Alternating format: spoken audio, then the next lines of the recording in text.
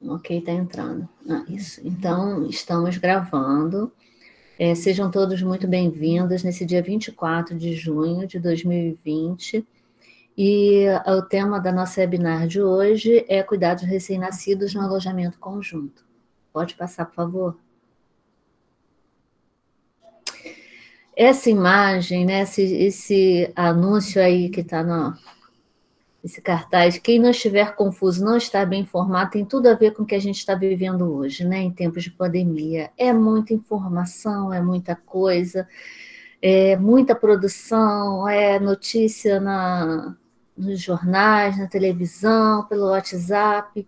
Então a gente tem que estar confuso. Se a gente tiver certeza de tudo, é sinal que não está bem informado, porque toda hora sai um artigo novo, sai uma nova recomendação, deixa de ser considerado uma determinada medicação, indicação de outra. A única coisa que se mantém são as medidas de distanciamento e lavagem de mãos, né? Então, essas permanecem valendo. Pode passar. Para a gente falar de alojamento conjunto, um movimento que manter mãe e bebê desde que a humanidade, mãe após o parto fica com o bebê, a gente, no decorrer da história, tivemos uns afastamentos por conta da medicalização, mas na década de 80 do século passado, vejam só, né? Eu já vivi isso, então no século passado começou essa retomada e a última portaria do Ministério da Saúde é essa aí, 2068, que institui as diretrizes para a organização da atenção integral e humanizada da mulher e recém-nascido no alojamento conjunto. Aí no artigo 2º diz, o alojamento conjunto é o local em que a mulher e o recém-nascido sadio, logo após o nascimento, permanecem juntos em tempo integral até a alta. Então, normalmente, o alojamento conjunto, nas maternidades públicas, são salões, né? Salões, são enfermarias com algumas camas. Essa foto em cima, à esquerda de vocês, é o corredor do alojamento conjunto do Hospital Gafré, que são individualizados, mas são muito próximos, né? Então, em tempos de pandemia, em tempos de se manter distanciamento, essa questão do alojamento é um problema. Mas ele não existe melhor lugar no mundo, o ideal seria isso, né? Que é estar no colo, nos braços da mãe da gente, né? Então, e por conta da pandemia e de ser um vírus respiratório altamente contagioso, a gente precisa fazer modificações para se manter esse alojamento conjunto. Pode passar. Então, o que diz... pode passar. Isso, foi. No artigo 4º, o que se destina ao alojamento conjunto? Não, passou demais. Mulheres clinicamente estáveis e sem contraindicações para permanência junto ao seu bebê. Se a gente está em tempo de pandemia, a restrição para essa mulher são as benditas possibilidades da suspeita de Covid, ou ter Covid é uma decisão clínica importante se permanece ou não, né? O que essa equipe de saúde vai decidir em termos de segurança para essa mãe e esse bebê poderem ficar juntos, né?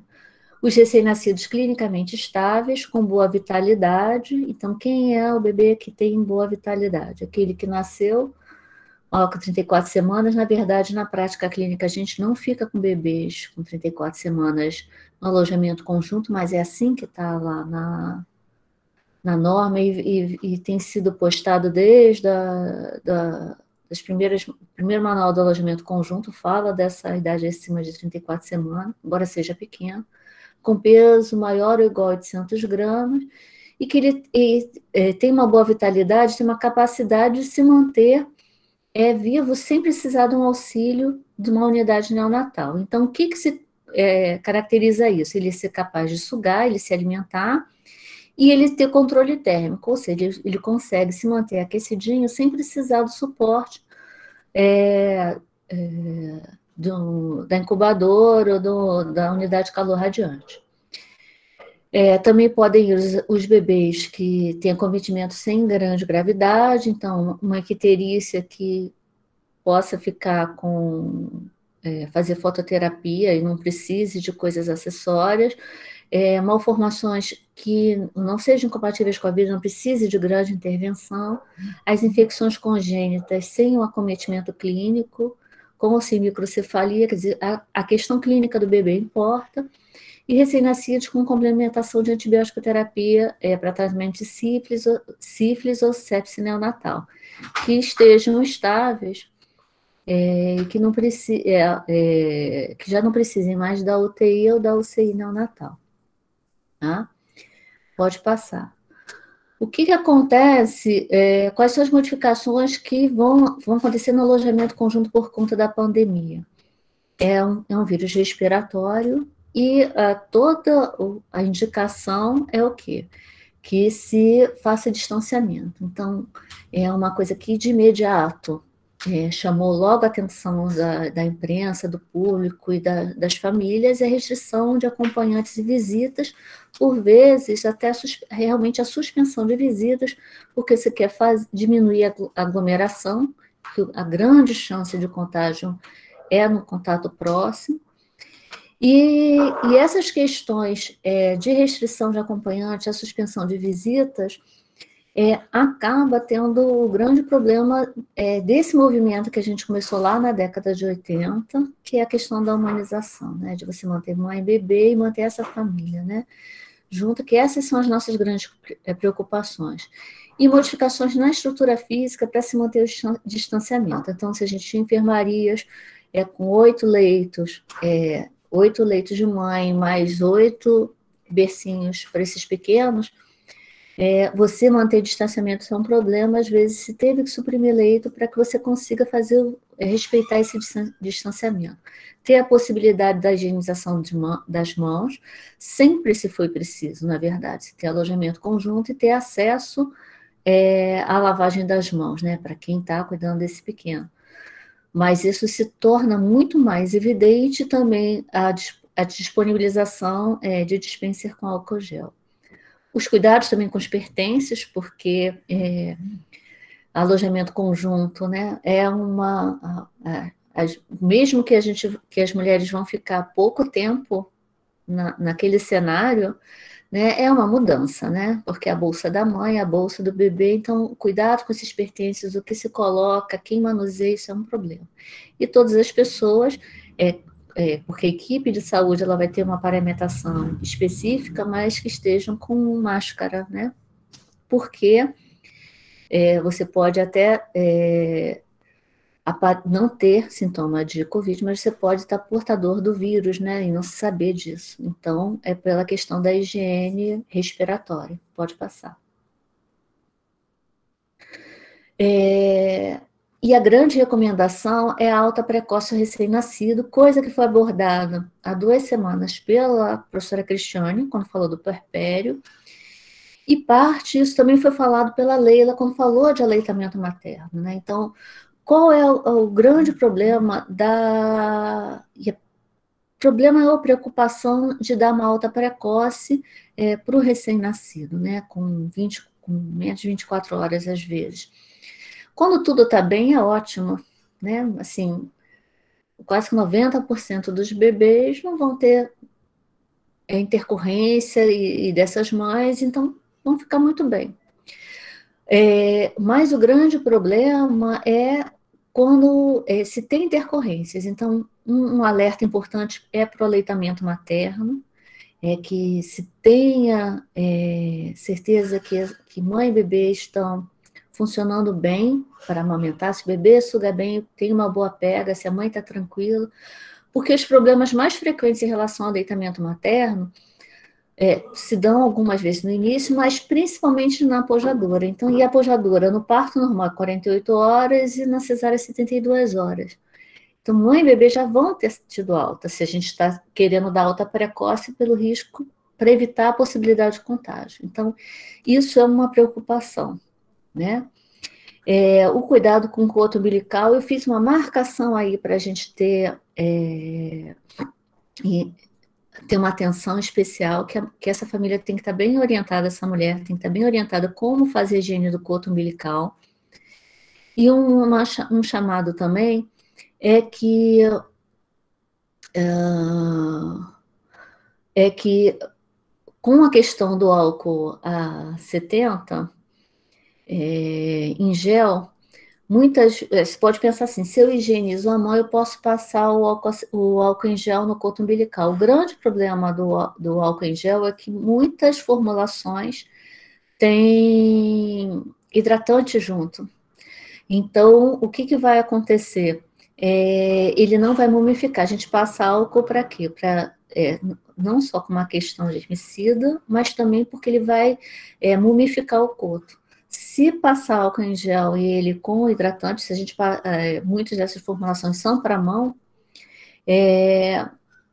isso pode ser um problema. Entendeu? Então tem que falar que é o álcool a 70 mais líquido. Também tem a orientação para observação das eliminações vésico-intestinais. Nem todo bebê vai eliminar mecônio logo. Então, é uma preocupação se realmente isso está acontecendo. E os testes de triagem neonatal. Então, que é um problema se você faz se o bebê nasce de segunda a sexta, e na sexta, entendendo de manhã, você tem tempo da rotina fazer os exames, o problema são os finais de semana, né? Então, é ter certeza que foi feito o reflexo teste do olhinho, que é para ver o reflexo vermelho. Então, se essa catarata, se a cristalino é translúcido, se não tem catarata congênita, não tem nenhuma outra malformação. Se por acaso não for feito, tem que ter a garantia que essa criança vai ser triada depois, que ela vai, quando for encaminhada, que um profissional de saúde vai fazer essa avaliação. Que seja feito o teste do coraçãozinho, porque tem algumas cardiopatias congênitas que não se instalam imediatamente ao nascimento, que vão aparecer mais tarde um pouquinho, mas que o teste do coraçãozinho é de uma triagem importante. E o teste da orelhinha, que é a triagem auditiva neonatal universal, que é para ser feito com todos os bebês. Então, os bebês que nascem no final de semana, isso é um problema que, às vezes, na rotina do serviço não vai ter essa disponibilidade. Você tem que ter a garantia que esses exames sejam feitos. O teste do pezinho, atualmente a gente não faz dentro do alojamento conjunto, porque ele vai ser referenciado para a unidade de saúde da família, o posto de saúde, vai fazer junto com essa vacina, pode passar. Então, a alta precoce, ela não isenta de riscos, né? Você tem que ter certeza se o aleitamento está correto. Se ele está mamando bem, eu vi até uma pergunta subindo no chat rapidinha, depois é que a gente vai olhar essas perguntas, mas nem sempre o bebê mãe e bebê vão estabelecer positivamente uma amamentação. Então, se não estiver mamando bem, não pode ter alta. Porque uma baixa ingesta, se não ter a certeza que essa criança, mãe e bebê estão seguros nessa amamentação, esse bebê vai desidratar, se ele desidratar, ele pode fazer elevação de temperatura. Então, ele está com uma baixa ingesta, desidratou e elevou a temperatura, ou ele está fazendo um quadro febril e ele pode estar infectado. Então, isso é um problema e a gente, habitualmente, fora de pandemia, quantas e quantas vezes a gente já recebeu criança com febre a esclarecer, né? Tem uma história de temperatura, tá quentinho, vai rastrear a criança toda e, no fundo, se depois chega à conclusão que realmente ele estava com uma baixa ingesta. Então, a mãe tem que estar orientada que ela tem que beber líquido, tem que beber água antes da amamentação, todas essas questões. Os bebês PIG e GIG não devem ter essa alta precoce, porque eles são mais instáveis e podem fazer hipoglicemia. Então, são bebês que precisam de ter um olhar especial. E se eu falei antes que bebê de um prematuro limítrofe, né, próximo do termo, alguns autores falam com prematuro tardio, pode estar no alojamento conjunto, mas ele tem que ter certeza que ele está bem para dar uma alta, né? E a icterícia, a icterícia neonatal, que é, de certa forma benigna dela, ela não aparece nas primeiras 24 horas, ela aparece depois. Então, é importante esse alerta para a mãe, que se o bebê ficar amarelinho, se ela não tiver uma consulta possibilidade de encaminhamento, se não tem a certeza da avaliação de segmento, ela precisa ter garantia de retorno na instituição. Então, assim, no Brasil é muito vasto, tem muitas possibilidades de locais, e a gente não sabe como é que se tem essa garantia do atendimento, e a icterícia é um fator importante porque precisa de tratamento, né? Se ela evoluiu para uma forma mais gravosa, precisa de intervenção. Pode passar? A transmissão do vírus para o recém-nascido SARS-CoV, né? Que o SARS-CoV é o vírus, a COVID é a doença. Vertical, existem alguns estudos que já falam, alguns artigos falam de acometimento de placenta, que conseguiram verificar, mas não vem uma forma infecciosa importante na placenta, mas depois testaram e viram que tinha. Se pode ter possibilidade de restrição de crescimento fetal e parto prematuro, mas é por conta do vírus que esteja afetando essa circulação, ou é uma questão da mulher, né? A gente não se tem certeza disso, é sempre uma possibilidade, mas eles consideram como uma possibilidade, já que pode haver acometimento, mas é rara, né? Parece que só tem um que confirmou realmente que poderia ser vertical. A gente só tem 6 meses dessa doença, então é muito pouco tempo para se garantir que seja. A transmissão para o bebê, ela das vezes que o bebê o recém-nascido foi acometido, por questão horizontal. Então, depois do nascimento, essa criança vai ser infectada. A principal forma de contaminação é pelas gotículas. Então, por meio da fala, tosse, espirro, ter essa gotícula e contaminar direto boca, nariz e olhinhos, ou essas gotículas foram para a superfície, você tocou na superfície, contaminou o bebê. Existe o risco de aerossol, embora ele seja mais remoto, e no alojamento conjunto a gente não tem, em tese, essa possibilidade do aerossol. O aerossol a gente vai ter esse risco dentro da UTI neonatal. Pode passar? E aí tem umas coisas que quando a gente fez quando foi a fala da Cristiane, que se falou que tinham visto face shield para bebê, né? Então, o primeiro que noticiou isso, e que você vê que é bem informado mesmo, é industrializado, foi em Bangkok, na Tailândia. Eles têm, o Oriente já tem toda uma tradição dessa, esse protocolo respiratório, essa higiene respiratória, né? É muito comum, a gente sempre viu muito em noticiário, então quando mostrava determinado país, você via alguém de máscara, né? Então, essa era uma preocupação já real, e você vê o rostinho do bebê ali, e embaixo está vendo que é provavelmente tipo que seria antigamente berçário, né? Uma unidade intermediária, os bebês estão ali naquele cenário aguardando por algum motivo, mas todos estão com face shield pela preocupação. Isso não é uma realidade no Brasil, embora pode passar. A gente já vê alguns locais. Então, nesse que está em cima, em Caxias do Sul, no Rio Grande do Sul, foi uma notícia que eu vi em 17 de abril, e tem já vendendo, essa é até uma propaganda, Baby Shield, é uma propaganda do fabricante, já usa exatamente essa imagem, né? Embaixo você vê que é da Universidade Federal do Rio Grande do Norte, você vê que é uma certa improvisação, mas para manter o bebê está no bebê conforto, né? É um bebê que já é mais velhinho, ele não está com... não é um bebê de um recém-nascido, né? Deve ter já mais gorduchinho, um jeitinho mais velhinho, mas está com face shield. Então, é o risco dele se contaminar com os outros, né? A gente não põe máscara de tecido no rostinho do bebê. A recomendação é para crianças acima de 2 anos, porque o bebê, ele respira basicamente pelo nariz, então é uma coisa que pode obstruir e tem a possibilidade da morte súbita, né? Então, isso é um risco real. Pode passar o próximo. E esse é uma outra também na Universidade Estadual da Paraíba, num hospital geral que agora que foi já mais em maio. Você vê que são outras e as pessoas vão fazendo as suas adaptações para conseguir manter. Você vê que tem um pedacinho do rosto da mãe que ela está de máscara. Então, provavelmente, pode ser uma mãe que esteja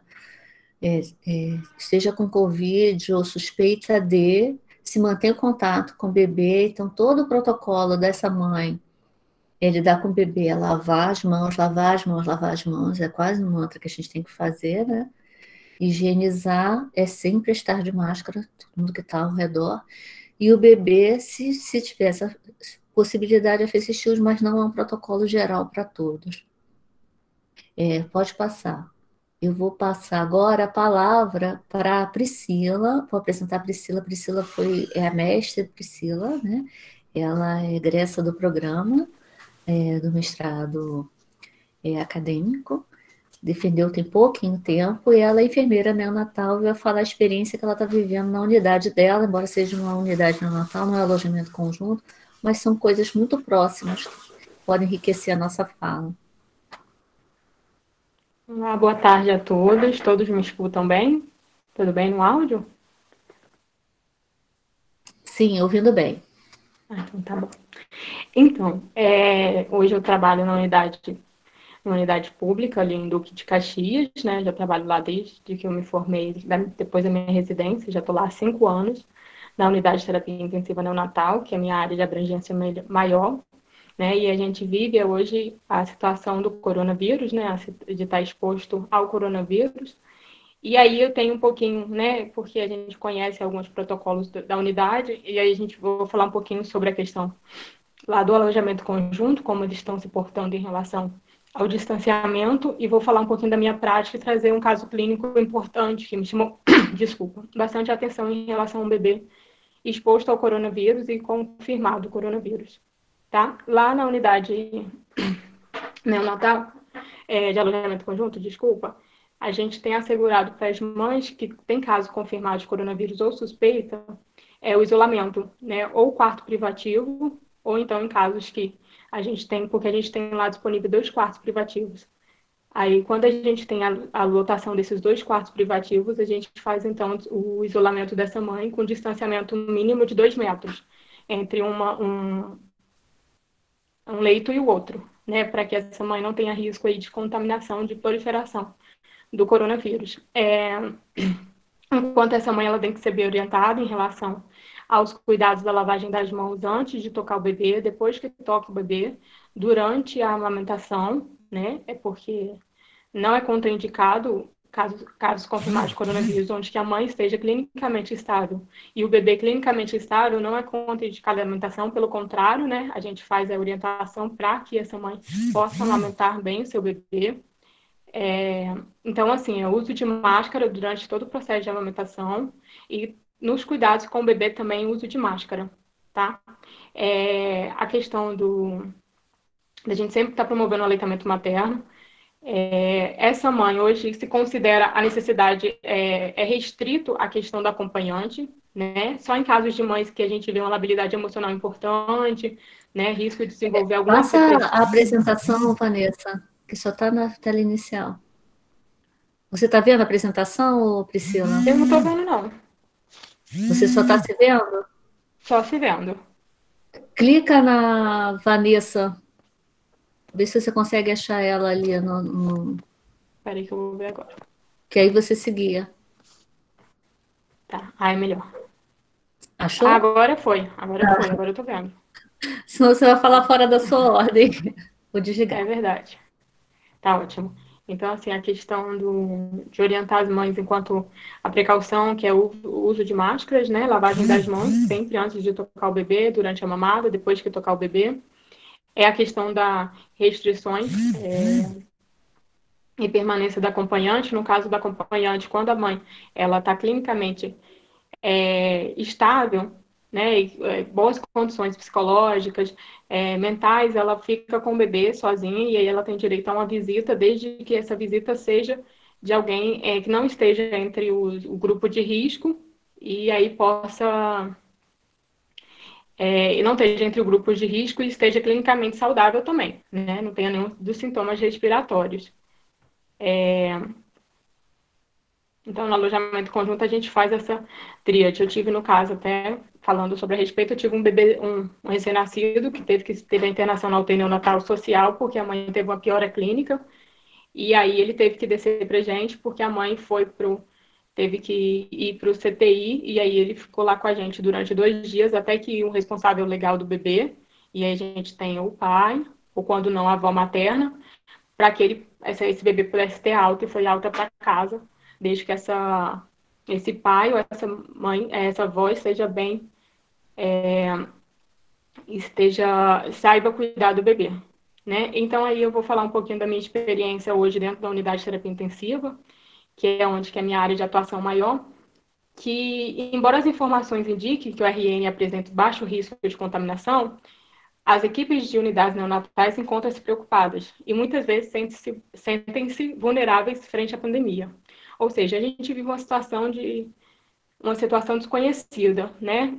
Todo dia se muda protocolos, todo dia a gente tem novas pesquisas vindo à tona, aí a gente tem em relação às medicações e em relação às condutas.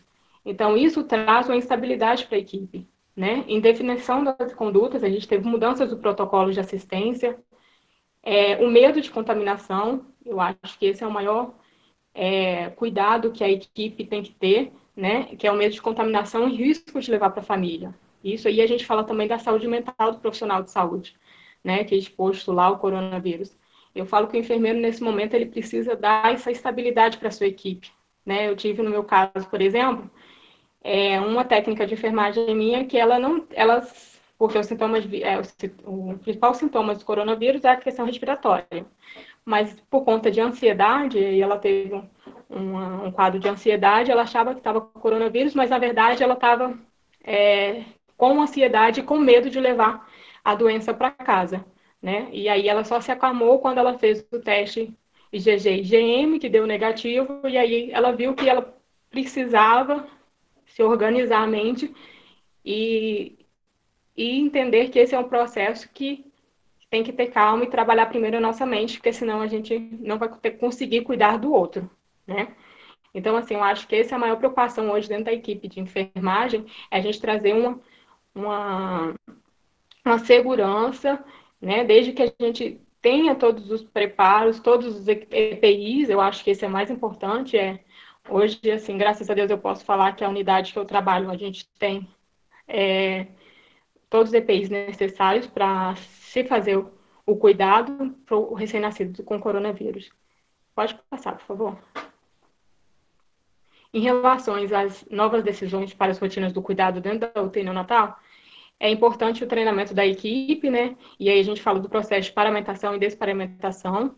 E aí eu tive um grande contexto, porque a questão do recém-nascido, da minha equipe, eu sou plantonista noturna, então muitas vezes a gente não se chega ao plantão noturno as informações por conta do horário, onde que a rotina, ela tem um horário diferenciado do pessoal noturno. Então, assim, igual, por exemplo, a gente teve treinamento em relação à paramentação e desparamentação.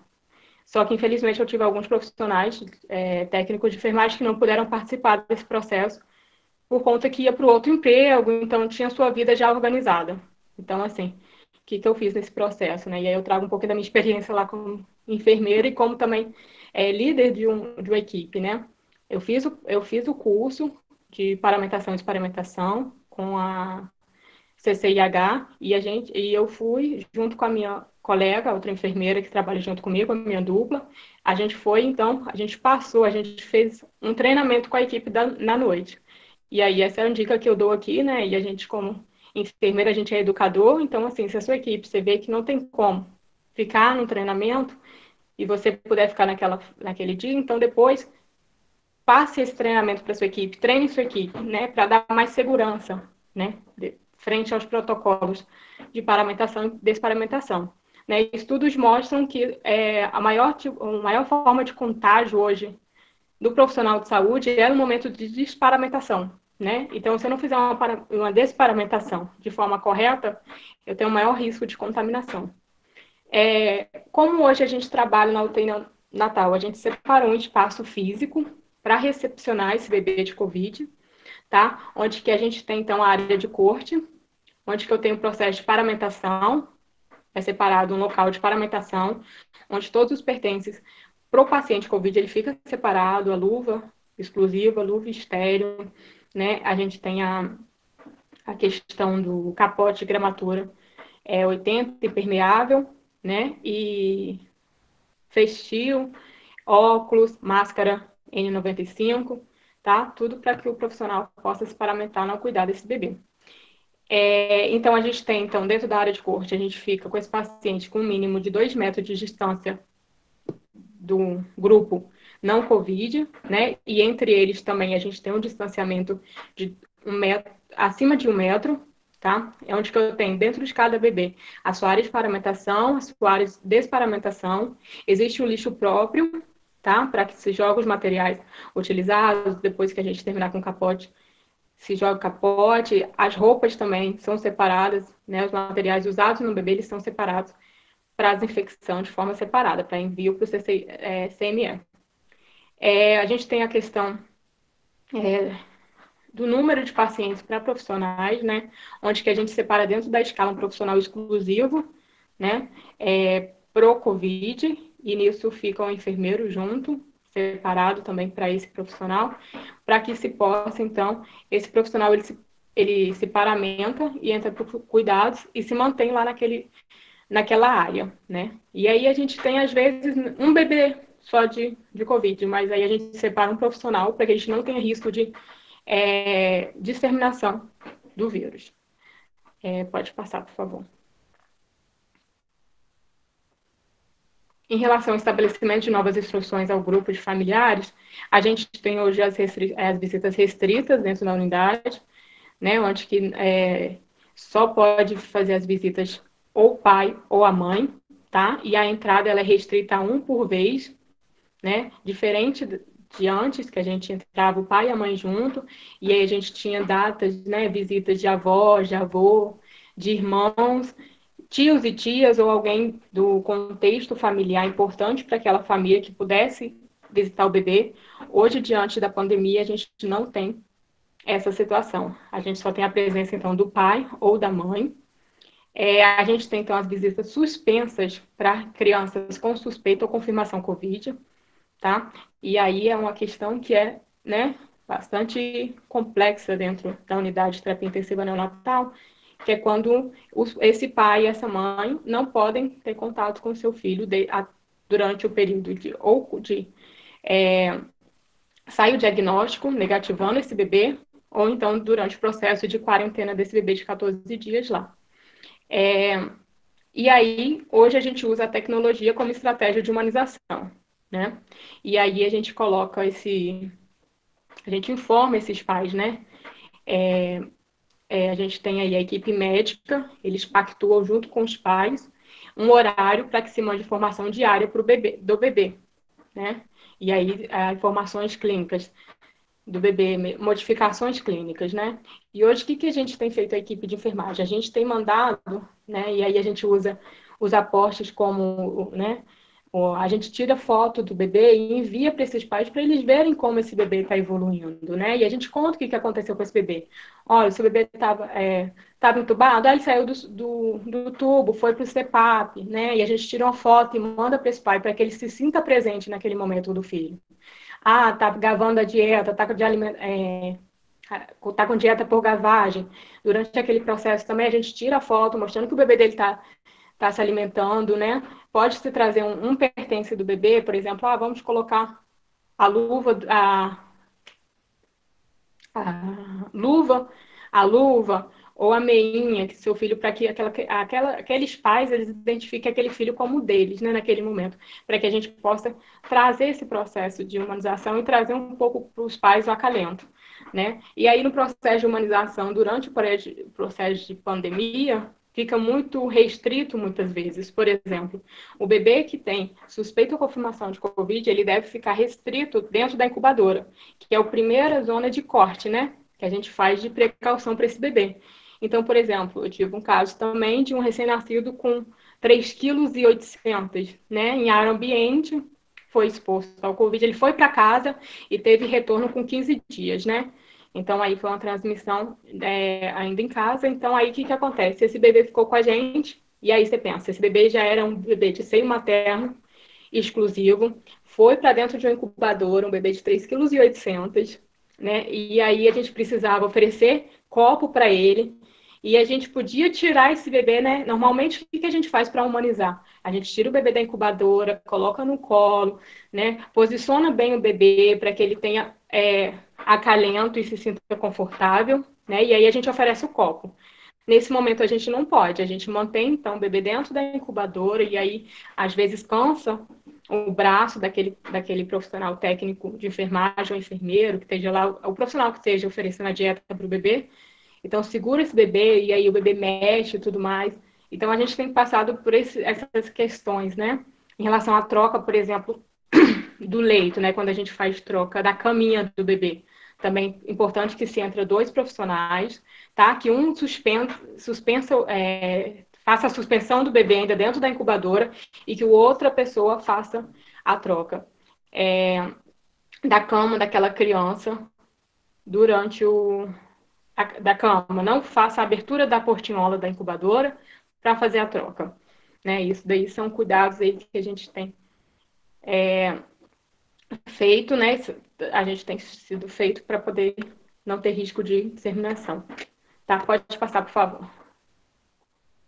E aí eu vou trazer para vocês um caso clínico que chamou bastante atenção, né, da equipe por um todo, e a gente aí está no processo, junto com a coordenação médica, a minha coordenação de enfermagem, junto com a coordenação médica, para poder confirmar essa criança se foi transmissão vertical ou não, né? Tem um estudo que mostra um caso muito parecido com esse, onde que foi confirmada a transmissão vertical e a gente tem esse bebê com suspeita, ela é confirmada o Covid e a gente tem suspeita de transmissão vertical, tá? E aí eu vou contar um pouquinho do caso clínico dele e vou trazer para vocês quais foram algumas condutas que a gente tomou para poder passar por esse período, tá? Então, RN de I.S.O.G, ele era uma suspeita de Covid, posteriormente confirmado Covid positivo, tá? E aí o histórico materno era uma mãe de 31 anos, tá? O primeiro filho, gestão 1 para 1, aborto 0. Fez pré-natal, 7 consultas, iniciado no primeiro trimestre, o pré-natal, tá? Todas as sorologias dela eram negativas. Ela deu entrada no hospital no dia 30/4 com sintomas respiratórios sugestivos de Covid, tá? Era uma mulher que estava com dispneia, esforço respiratório, tá? Entrou em catéter de O2, porém, a partir do dia 2/5, ela teve uma piora clínica, e aí ela precisou, né, ser entubada, e aí quando ela foi entubada, e aí precisou fazer uso de aminas e fazer uso de sedativos, né? Como ela foi entubada, ela precisou fazer uso de sedativos. E aí, então, a obstetrícia, junto com o clínico, né, que estava sob os cuidados daquela mãe, entraram em comum acordo para fazer, então, a cesariana nessa criança, relacionada ao custo-benefício para esse bebê. Esse bebê ele era um bebê prematuro e a gente tem aí um número grande de bebês prematuros por conta dessa exposição ao Covid, e aí piora clínica da mãe, necessário então fazer a cesariana, e a gente tem aí esse bebê prematuro, e aí pode passar, eu passo por aqui, esqueço que... E aí então a gente teve então no dia 2 de maio, a intervenção, então, um indicativo de cesariana por conta da piora clínica da mãe, onde ela foi entubada, né, os sedativos. Então, a gente foi indicado, então, a cesariana pelo obstetra e pelo clínico que tratava aquela mãe. E aí o bebê nasceu, um RN de sexo masculino, pesando 2,265, tá? Idade gestacional, esqueci de colocar aqui, 34 semanas e 3 dias. O ápica dele foi 5, 6 e 6. Ele nasceu com uma depressão respiratória. E aí a gente não sabia dizer se era uma síndrome respiratória aguda ou se era uma insuficiência respiratória por conta da mãe ter sido exposta à sedação, né, por conta da necessidade de intubação. Então ficou aquela questão. E esse bebê, então, foi necessário fazer 2 ciclos de VPP ainda lá na sala de parto, no centro cirúrgico. e aí ele foi entubado ainda em sala de parto e foi encaminhado para a unidade de terapia intensiva neonatal. Pode passar, por favor. E aí a gente tem um resumo, então, desse bebê, né, que foi o período dele de internação foi 20 dias com a gente, tá? E aí ele teve, então, ele foi entubado ainda em sala de parto, ficando 3 dias entubados. Depois disso, evoluiu para CPAP, tá? Ficou nos 5 dias de modo ventilatório em CPAP. Depois desse bebê, ele evoluiu para área ambiente. E aí ele teve como tipos de acesso venoso, ele teve um cateto umbilical, né, que é a primeira escolha no bebezinho que nasce, ainda mais no caso dele que tinha uma deficiência respiratória, né, uma depressão respiratória, e aí para fazer uso de medicamento e de aminas, foi necessário, então, realizar o cateto umbilical.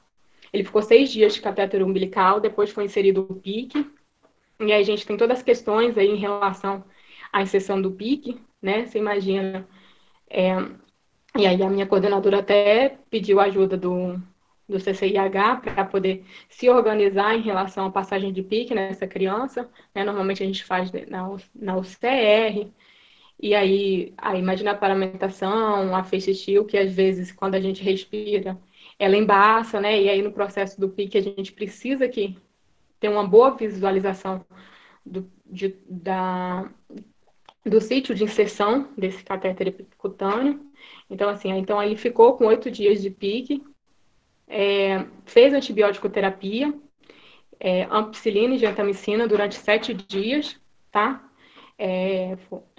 Fez uso de aminas, dobutamina durante 6 dias e também ficou em fototerapia durante 2 dias. Esse bebê, então, teve alta hospitalar no dia 22/5, acompanhada pela tia. Essa alta hospitalar foi porque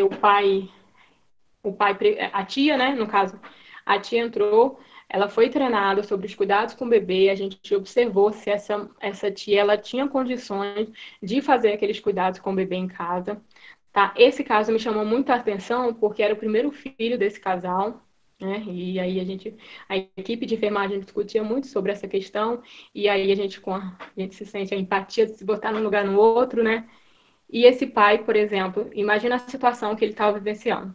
Primeiro que ele deveria também ficar em quarentena, porque a gente não sabe se ele também foi exposto ao vírus por conta de ter contato com a mãe, né? Eles são casados, então a gente tem aí o risco dele também ser assintomático e acabar estar contaminado, então ele também não poderia estar no hospital.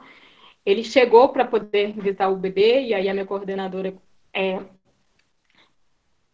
teve a primeira admissão dele de imediato, usamos a N95 para conversar com ele, explicamos a situação clínica, e a gente chamou a equipe médica também junto, né, com ele, explicamos para ele que ele precisava ficar em quarentena em casa durante os 14 dias, porque ele podia ser, por mais que ele esteja bem clinicamente, podia ser assintomático, e aí podia estar transmitindo para outras pessoas, e aí o pactuado foi que todo dia, 1h da tarde, a equipe médica mandaria para ele a situação clínica do bebê. E com a equipe de enfermagem, a gente, sempre que ele o bebê estava entubado, a gente tirou uma fotinha e mandou para ele. Né? O bebê evoluiu para o CPAP, a gente mandou uma foto para ele, mandamos a foto por gavagem. Né? Eu me boto na situação desse pai, onde que a mãe ele não pode visitar, né? A esposa dele não pode visitar. Ele passa pelo processo de nascimento do filho dele, que ele também não pôde conhecer, né? Que também estava em processo de necessidade respiratória, onde que estava risco iminente de morte, né? E aí eu imagino a questão emocional desse pai. Isso para a gente mexeu muito essa criança por conta dessa situação, né? Que era o primeiro filho. E aí ontem eu estava de plantão e eu liguei para o CTI para saber dessa mãe, que esse bebezinho teve alta dia 22/5, mas a mãe dele continua grave. Ela teve que ser exposta, ela teve que ser realizada uma traqueostomia, ela foi transferida para o Gasola, né, o Acari, que ele é referência em Covid, então uma mãe de 31 anos e traqueostomizada, ela está grave ainda, a equipe ainda continua, né, sensibilizado pela a questão da mãe, dessa família de forma geral, né, e aí as questões que ficam, que a gente ficou discutindo junto à equipe médica, é porque esse bebê ele não teve contato. Foi colhido a amostra desse bebê nas primeiras 12 horas de aspirado, foi colhido aspirado traqueal, tá? E exame de sangue nas primeiras 12 horas de vida, ou seja, não pode ter sido uma transmissão pelo profissional de saúde. E aí, a mãe estava entubada em sala de parto, então a gente também não teve contato de gotícula, já que a mãe estava entubada. E esse bebê nasceu com Covid positivo, né? E aí a gente está fazendo outros estudos, como a gente tem o sangue do cordão umbilical, e aí a gente está pedindo, o médico pediu a NVH, né, o núcleo de vigilância, para poder fazer também, para poder a gente pesquisar esse bebê em relação à questão da transmissão vertical, se foi confirmada ou não a transmissão vertical. E aí, pode passar, por favor? Aí a gente tem aqui, primeiro, essa é a minha equipe de enfermagem, né, que eu trago para vocês. Eu gosto muito de sempre, a gente tem que valorizar aqueles que estão junto com a gente.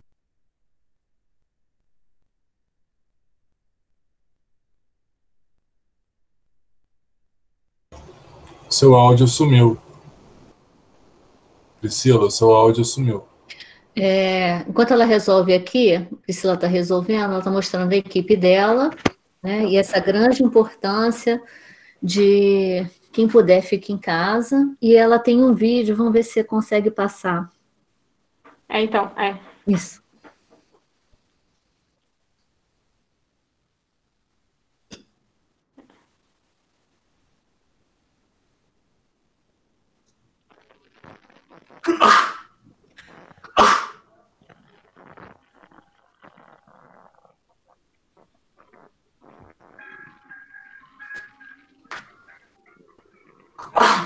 Esse é o vídeo com a alta do bebê, desse bebê que eu contei o caso clínico para vocês, a alta dele da unidade de terapia intensiva neonatal. Foi um momento muito emocionante para a equipe, porque a gente tem acompanhado esse bebê, né? E assim, isso foi muito gratificante para a equipe toda, né? É o nosso cuidado.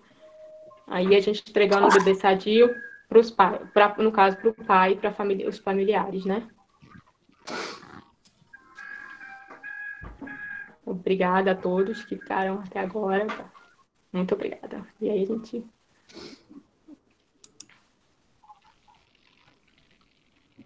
Obrigada, Priscila. Um prazer mesmo ficar ouvindo você, né? Uma alegria, né? Que 2 anos de intensa convivência por conta do mestrado, já está com saudade de ficar perto.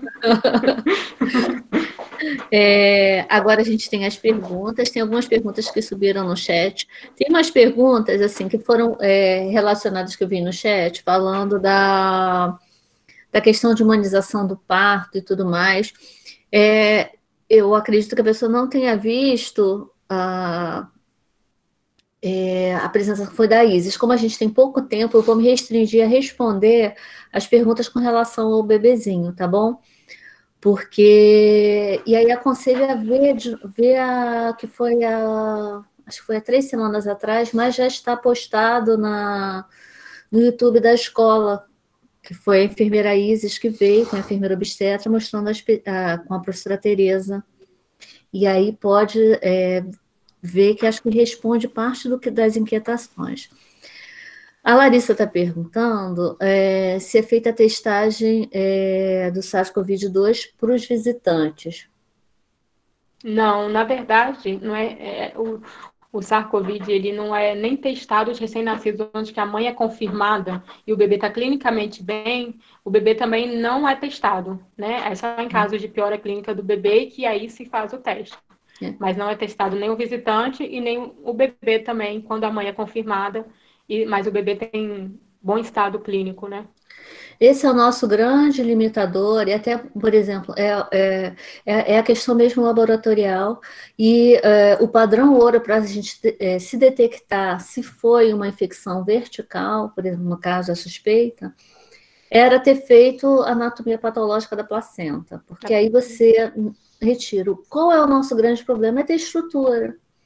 né? Esse é a grande questão, que o padrão ouro é fazer o anatomopatológico de placenta e é testar, realmente não fazer o sorológico no bebê, o certo é fazer o SWAB mesmo, para ver a visualização e o mais precoce possível, para não ter a possibilidade de ter sido uma contaminação horizontal. Então, esse é o grande dilema, que você não consegue confirmar. Sempre vai ficar essa suspeição de quando foi o contágio, se realmente foi, né?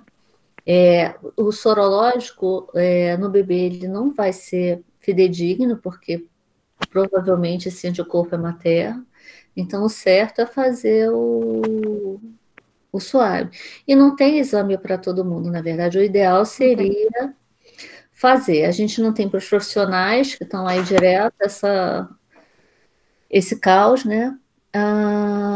Tem a pergunta da Mariana, que é uma pergunta de $1 milhão, né? Quem responder, né? O Covid é mais brando recém-nascido por conta da imaturidade pulmonar? As chances de óbito são realmente baixas? Assim, ninguém sabe por que os bebês têm menos, né? A gente sabe que eles vão ter menos epidemiologicamente. Onde é que está, se você olha os dados de morte e de agravo, nos pacientes idosos.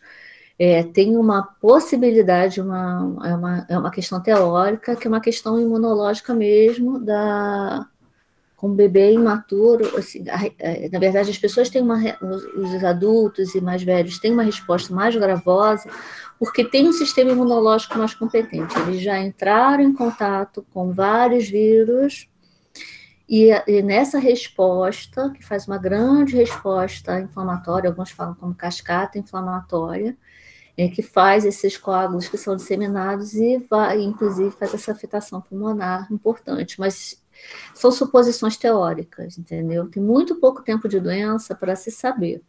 Mas epidemiologicamente, quando você vai ver, é 0, tantos por cento de crianças que faleceram, entendeu? Na verdade, não aparece nem por mês, você vai ver menos de mês, 5 anos, não tem essa divisão por faixa etária. Os mais graves são os pacientes mais adultos. Tem uma pergunta da Natália sobre o método canguru, se ele foi suspenso. Eu vou falar assim, ele não foi, mas há restrições, e ele vai ser abordado melhor na próxima semana, tá? Não vou fazer adiantamentos, né? Você tem experiência lá na tua unidade, Priscila? Não, lá não tem o método canguru implantado ainda, porque ficou como sugestão da banca, do mestrado, implementar o método canguru. Esse ainda é um grande problema, porque ele muitas vezes se coloca em posição canguru, mas Mas não tem um método não tem um implementado. método, então isso é mais uma coisa para atrapalhar isso aí, mas é um problema. A Fernanda Grangeiro está perguntando, Fernanda, minha mestranda, um beijo para você. Tem outras mestrandas que eu sei que estão aí, beijos para vocês todas. Na sua unidade, existe alguma estratégia para as mães que elas sejam suspeitas de Covid, que desejam ofertar leite materno, já que ela não pode permanecer, ela ordenha? Como é que é a rotina na tua? A gente tem um banco de leite, né, no hospital, e essa mãe, ela pode fazer, ela só tem que agendar o horário, porque aí, no caso, vai ser exclusivo só para ela, o ambiente, aí tem que fazer a desinfecção depois, mas ela pode ofertar leite materno, porque ele vai ser pasteurizado e oferecido para os bebês na UTI neonatal, para o dela e para os outros bebês também. Então, é o que foi a Leila falou na semana passada com relação da amamentação. Não se tem testado o vírus no leite, já tem testes falando que tem anticorpos para o vírus, então seria um fator protetivo, mas assim, o leite que vai ser ordenhado, é isso que a Priscila falou, da coisa de ter o banco de leite. Você vai ordenhar, e também é o leite dela para o bebê dela também. Agora, na suspeita ou não vai fazer doação, né? É uma outra questão. Tem um estudo que está sendo desenvolvido, tem um professor da Unirio, que é da genética, lá do Instituto Biomédico, que ele está em conjunto, acho que com a Fiocruz, mas com a questão que a ferritina tem uma atuação contra o vírus e seria protetivo, né? Então, os estudos estão em andamento, mas não tem nenhum dos estudos que você leia, e assim, a gente tem um privilégio de ter a Fiocruz e o Instituto Fernandes Figueira, aqui no Rio de Janeiro, que é referência mundial, e eles mesmos não fizeram essa contraindicação. E aí está falando da questão do acompanhamento da criança. Na sua unidade lá tem o follow-up do bebê? Temos. Tem um processo de follow-up, sim, que faz acompanhamento do bebê.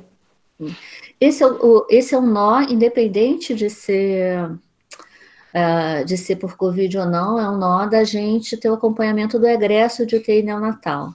No Rio de Janeiro, a gente tem um privilégio de ter uma rede mais estruturada no município, não no estado, porque quando fala Rio de Janeiro, o Rio de Janeiro a gente tem unidades que têm esse sistema de referência por conta das UTIs nessas maternidades vão ter, embora com todos os senões e problemas que tenham, mas a gente tem isso. Mas quando você vai para o estado, a coisa é outra, né? Então, essas crianças que são egressas de UTI neonatal, independente de ser da pandemia, elas precisam de um acompanhamento, porque elas vão fazer broncodisplasia, elas podem ter retinopatia, tem uma série de agravos que não vão ser visualizados. Eu tinha visto no chat, mas agora não vou achar, foi um comentário falando que da máscara e não vou achar agora. Que os bebês estranham a ver a mãe de máscara, né? Eu tenho estranhamento da máscara. Na verdade, assim, o recém-nascido, se ele se acostumou com todo mundo, aí eu vou falar uma suposição teórica minha, né? Pressuposto teórico meu. Com máscara ele não vai ter estranhamento. O bebê, ele procura o olho da gente. Tem um livro lindo que é O Surpreendente Recém-Nascido, e tem vários testes mesmo mostrando figuras que são geométricas e tudo, e o bebê olha, fica paradinho, mas quando ele vê a face humana, ou ele tem a oportunidade de olhar o olho de quem é o cuidador principal dele, habitualmente vai ser a mãe e o pai, esse núcleo familiar, mas qualquer um que faz, ele procura o olho. Então, o olho no olho é fundamental, né? Por isso que a questão de ter a possibilidade de liberar os olhos e conseguir visualizar é importante. E o bebê, aí é o problema também da distância, né? Porque ele, vamos dizer que ele seria míope, na verdade não é, né? Ele precisa de amadurecer esse olhinho. O campo visual dele é estreito, ele precisa ver mais próximo para enxergar o olhinho, mas a gente precisa manter um certo distanciamento se você tem que fazer esse protocolo respiratório, né? Lembra de mais alguma coisa para falar, Priscila? A questão da voz também, né? Ele reconhece muito a mãe também pela fala, pela voz da mãe, então é importante que a mãe continua conversando e tudo mais com esse bebê, que ele reconhece também pela voz. Não tem o grande problema da contaminação horizontal é a questão de gotículas, então é a higiene rigorosa das mãos e de você proteger, mas o colo ele é permitido que você faça isso, e é importante, ela falou que o bebê reconhece a voz, mas também reconhece uma outra coisa que é o coração da mãe, né? Batida do coração. Batida do coração. Então, assim, ter essa oportunidade dele ficar próximo do peito, por isso que essa questão do canguru, tem coisas do desenvolvimento que são importantes. É óbvio que quando ele está no estado gravoso, que ele precisa do suporte tecnológico, que é mais agressivo, da UTI, preponderante a vida, né? Aí a gente vai ter um jeito de resgatar isso depois. Mas o bebê que nasceu bem, que a grande maioria vai nascer gorduchinho, né? O sonho da gente, né? Quando estava gestando, vão ficar bem. Então, esse contato próximo e o bebê não se coloniza só com a Covid, porque tem outra microbiota que ele precisa ter, que é do corpo assim, da mãe, que ela vai ter anticorpos. Então, assim, eu tenho uma confiança assim, que os anticorpos sejam importantes, embora a gente não tenha nenhum estudo que fale ainda sobre isso, né? Mas o principal, vocês vão ver que qualquer webinar que vocês forem ver, porque agora a gente só vê palestra pela internet, é a higiene rigorosa de mãos, né? Assim, é o protocolo rigoroso de lavagem de mãos, usar álcool gel, usar a troca periódica da máscara, perdão, e o protocolo para os profissionais também, né? Isso que é o mais importante para a gente conseguir passar esse surto até que a gente tenha disponível uma vacina, né? Acho que não tem mais nenhuma pergunta que esteja no chat. A gente está um espetáculo de horário. Começamos no horário, estamos... Professora, tem uma da Leila sobre sífilis congênita. Como é que estão as crianças que têm antibiótico terapia, né? Em alojamento conjunto, a criança bem estável, tem muitos casos de sífilis, né? Até Caxias, ele é o grande número se encontra em Caxias, né? Tem bastante casos de sífilis congênita, sim, e os casos estão com a mãe em alojamento conjunto, e aí no mínimo de 10 dias para fazer o antibiótico. E aí, no caso, se a mãe é suspeita ou confirmada, eles ficam, então, em quarto privativo para poder realizar esse antibiótico. Eu acho que o grande risco seja pela sífilis ou por qualquer outra suspeição de sepse e tal, ter contato com outros e o risco maior, né? Dentro de casa está mais protegido com as pessoas que estão ali. Tempo prolongado, né? O tempo prolongado de internação, né? E aí tem maior risco de contaminação de outras pessoas, outras puérperas. Alguém viu mais alguma? Essa coisa de visitar o chat quando a gente está falando é muito complicado. Então, tá bom.